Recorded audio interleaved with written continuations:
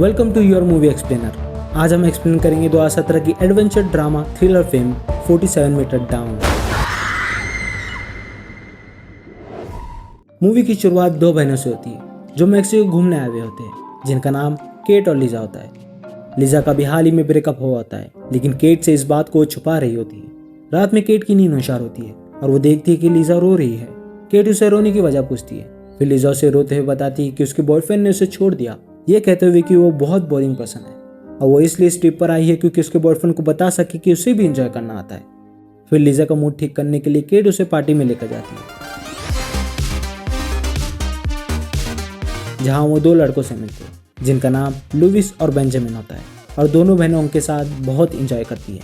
बाद में लुविस और बेंजामिन दोनों बहनों को शार्क केज डाइविंग के बारे में बताते हैं, जो वो अपने दोस्त टेलर के साथ करते हैं, और दोनों को अपने साथ शार्क केज डाइविंग करने के लिए कहते हैं, जिस पर केट तो राजी हो जाती है, पर लीजा मना कर देती है क्योंकि वो इस सबसे डर रही होती है। फिर केट उसे मनाने के लिए कहती है कि जरा फोटोज के बारे में सोचो, शार्क के साथ फोटो देखकर तुम्हें कोई बोरिंग पर्सन नहीं कहेगा। यह सुनकर लीजा मुस्कुराती है और उनके साथ आने के लिए मान जाती है।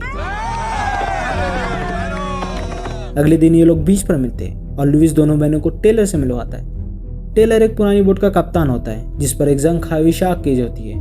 बोट में जाने से पहले टेलर दोनों बहनों को पूछता है कि क्या उन्होंने इससे पहले स्कूबा डाइविंग की है। दोनों हाँ कहती है, लेकिन सच्चाई ये थी कि केवल केट को ही स्कूबा डाइविंग का एक्सपीरियंस था। कुछ समय बाद ये लोग बीच समुद्र पहुंच जाते हैं जहां वो शार्क केज डाइविंग करने वाले थे। शार्क को बुलाने के लिए टेलर का दोस्त हेवियर मछलियों का खून पानी में फेंकता है, जिसे देखकर शार्क आकर्षित हो और वो ऊपर आए।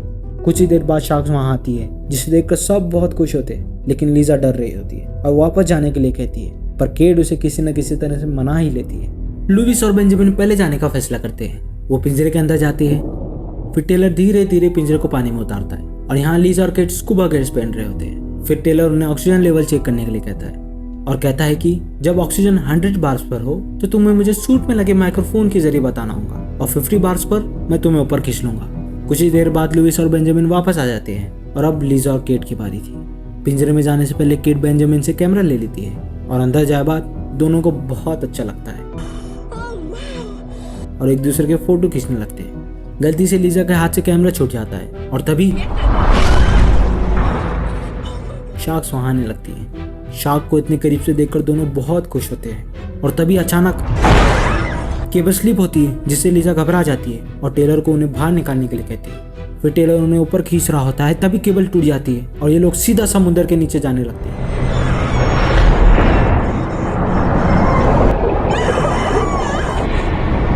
और 47 मीटर डाउन समुद्र के सरफेस पर आकर रुकते हैं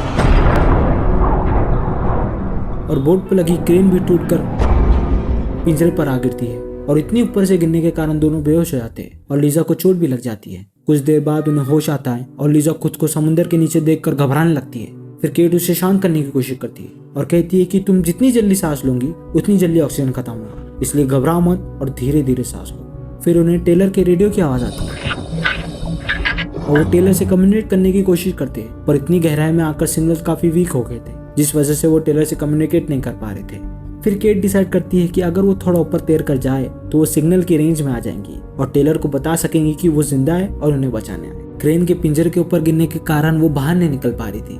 फिर वो सोचती है कि अगर वो ऑक्सीजन मास्क और टैंक निकाल दे तो वो पिंजरे के बीच में से निकल सकती है, और वो निकल भी जाती है और फिर से ऑक्सीजन मास्क और टैंक पहन लेती है और ऊपर जाने से पहले वो क्रेन को हटा देती है, क्योंकि अगर उसे कुछ हुआ तो लीजा वहां से निकल सके। फिर थोड़े ऊपर जाए बाद वो सिग्नल की रेंज में आ जाती है और टेलर को उन्हें बचाने के लिए कहती है। फिर टेलर उन्हें कहता है कि हेवियर तुम्हें बचाने के लिए आ रहा है, वो पिंजरे को दूसरे विंच केबल से लगाएगा और फिर हम तुम्हें ऊपर खींच लेंगे और तुम इसी वक्त पिंजरे में चली जाओ, क्योंकि वही एक जगह है तुम्हें जो शार्क से बचाएंगी। और तेजी से ऊपर तैरकर बिल्कुल मत आना, वरना नाइट्रोजन बबल्स बन जाएंगे और उसमें बहुत खतरा है। टेलर की बात सुनने के बाद केट वापस पिंजरे में चली जाती है और टेलर ने जो कहा वो लीजा को बताती है, जिसे सुनकर लीजा अब थोड़ा अच्छा फील करती है। अब दोनों हेवियर का इंतजार करते हैं और कुछ देर बाद उन्हें बोट की इंजन की आवाज आती है, जिसे सुनकर लीजा को लगता है कि वो उन्हें छोड़कर जा रहे हैं और वो डरने लगती है। फिर केट ऊपर टेलर से बात करने के लिए जा ही रही होती है, तभी शार्क उस पर अटैक कर देती है, पर वो बच जाती है और जल्दी से पिंजरे के अंदर चली जाती है। फिर शार्क पिंजरे को तोड़ने की कोशिश करती है, जिसे देखकर दोनों डरने लगते हैं और केट लीजा को शांत रहने के लिए कहती है। अंत में पिंजरा ना टूटने और इनकी हलचल ना होने पर शार्क वहां से चली जाती है। कुछ ही समय बाद उन्हें कुछ ही दूर एक फ्लैशलाइट दिखती है जिसे देखकर उन्हें लगता है कि वो हैवियर है और वो उन्हें नीचे बचाने के लिए आ रहा है। फिर केट एक पत्थर लेकर उसे पिंजरे पर मारकर आवाज करती है, जिसे सुनकर हैवियर को पता चले कि वो यहाँ पर है, पर हैवियर का कोई रिस्पॉन्स नहीं आता। बार बार स्विम करने के कारण केट की ऑक्सीजन अब सिर्फ 17 बार बची थी, जिसे देखकर लीजा डिसाइड करती है कि वो जाएंगी और हैवियर को पिंजरे के पास लाएंगी। फिर केट उसे गाइड करती है और कहती है कि जितना हो सके जमीन के पास रहना। शार्क नीचे से हमला करती है, तो जितना जमीन के पास रहूंगी तो सेफ रहूंगी, और कुछ भी हो जाए तेजी से ऊपर तैरकर बिल्कुल मत जाना, वरना तुम मर जाओगी। केट की बात सुनने के बाद लीजा हैवियर की तरफ बढ़ने लगती है। फिर केट उसे बताती है कि उसकी तरफ शार्क आ रही है और उसे छुपने के लिए कहती है। लीजा जल्दी से एक छोटी सी गुफा में छुप जाती है।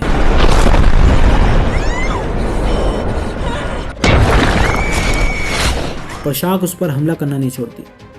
अंत में शार्क वहां से चली जाती है और लीजा फिर से हैवियर की तरफ बढ़ने लगती है और चट्टान के सिरे पर आकर रुक जाती है, जहां समुद्र बहुत गहरा होने लगता है, जिस वजह से वो आगे बढ़ने से डर रही होती है। पर भले ही वो अपने नीचे कुछ न देख पा रही थी, फिर भी वो हिम्मत करके आगे बढ़ती है और वहां पहुंचने के बाद उसे फ्लैशलाइट के सिवा कोई नहीं दिखता। हैवियर के वहां ना होने पर वो वापस पिंजरे में जाने का फैसला करती है, पर वो अब वापस पिंजरे पर जाने का रास्ता भूल चुकी थी और इतनी दूर आकर वो अब केट से भी कम्युनिकेट नहीं कर पा रही थी।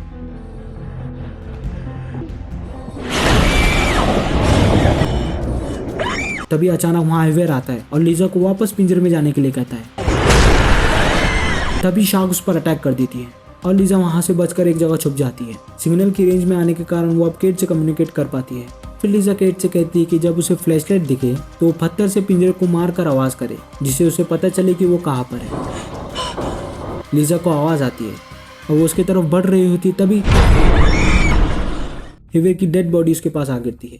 लीजा को हैवियर के पास विंच केबल दिखती है, जो वो पिंजरे को अटैच करने के लिए लाया था। फिर लीजा विंच केबल और स्प्रे गन लेकर पिंजरे की तरफ जाती है और वहां पहुंचे बाद वो विंच केबल को पिंजरे से जोड़ती है और थोड़ा ऊपर तैरकर वो टेलर को बताती है कि उसने विंच केबल को पिंजरे से जोड़ दिया है और हैवियर मर चुका है। फिर टेलर उसे कहता है कि फौरन पिंजरे के अंदर जाओ, हम तुम्हें ऊपर खींच रहे हैं। फिर लीजा पिंजरे के अंदर जाती है, उसके बाद टेलर उन्हें ऊपर खींचता है, जिसे देखकर दोनों बहनें बहुत खुश होती है। और थोड़ी ऊपर जाए बाद केबल फिर से टूट जाती है और ये लोग फिर से वहीं पहुंच जाते हैं। पर इस बार केट जैसे ही जमीन पर टकराता है, लीजा का पैर उसके नीचे फंस जाता है और बहुत कोशिश करने के बाद भी नहीं निकलता।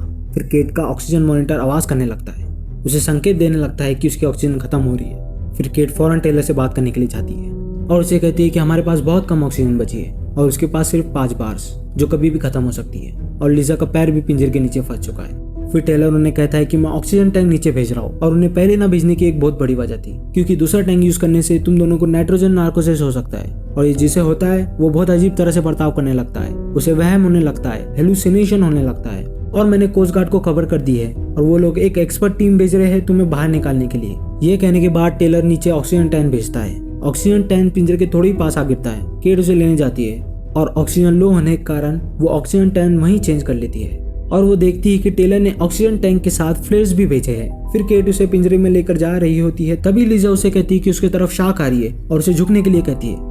केट कुछ पत्थरों के पास छुप जाती है और शार्क के जाने का इंतजार करती है। पानी में अंधेरे होने के कारण उन्हें लगता है कि शार्क वहां से चली गई। फिर केट पिंजरे में जा रही होती है, तभी शार्क वहां आती है और उसे मार देती है और उसके पास से टैंक छोड़कर केज के पास आ गिरता है और लीजा केट के लिए बहुत दुखी होती है। कुछ ही देर बाद उसका ऑक्सीजन मॉनिटर आवाज करने लगता है, उसे संकेत देने लगता है कि उसकी ऑक्सीजन खत्म हो रही है। लीजा को पिंजरे के पास ही ऑक्सीजन टैंक दिखती है, पर पिंजरे में पैर फंसे होने के कारण वो उस तक नहीं पहुंच पा रही थी। फिर लीजा को स्पेयर गन दिखती है और वो उसे ले ही रही होती है, तभी उसका ट्रिगर दब जाता है, जिससे लीजा के हाथ पर चोट लग जाती है। फिर लीजा स्पेयर गन की मदद से ऑक्सीजन टैंक को अपने पास लाने की कोशिश करती है।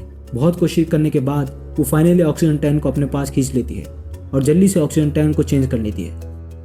थोड़ी देर बाद लीजा को रेडियो पर केट की आवाज सुनाई देती है। केट उसे कहती है कि वो शार्क से तो बच गई, लेकिन उसे बहुत गहरी चोट लगी है और बहुत खून बहने के कारण शार्क उसके पास आ रही है। फिर लीजा उसे बचाने के लिए अपने फंसे पैर को पिंजरे से बाहर निकालने की कोशिश करती है, पर वो नहीं निकलता। फिर वो अपना दिमाग चलाती है और उसकी BCD की मदद से वो पिंजरे को थोड़ा ऊपर उठाती है और वहां से पैर निकाल देती है। फिर लीजा केट के पास जाती है और देखती है कि लीजा को बहुत गहरी चोट लगी है और उसका खून बहुत तेजी से बह रहा है, जिस वजह से लीजा डिसाइड करती है कि वो अब सीधा ऊपर तैर कर जाएंगे और शार्क से बचने के लिए वो फ्लेयर्स का इस्तेमाल करेंगे। थोड़ा ऊपर आए बाद वो टेलर को कहते हैं कि वो अब सीधा ऊपर तैर कर आ रहे हैं जिस पर टेलर तो उन्हें पहले मना करता है, पर केट को बहुत गहरी चोट लगी है ये सुनकर वो उन्हें धीरे धीरे ऊपर आने के लिए कहता है, क्योंकि अगर वो तेजी से ऊपर आए तो उनके दिमाग में नाइट्रोजन बबल्स बन जाएंगे जिससे वो मर जाएंगे।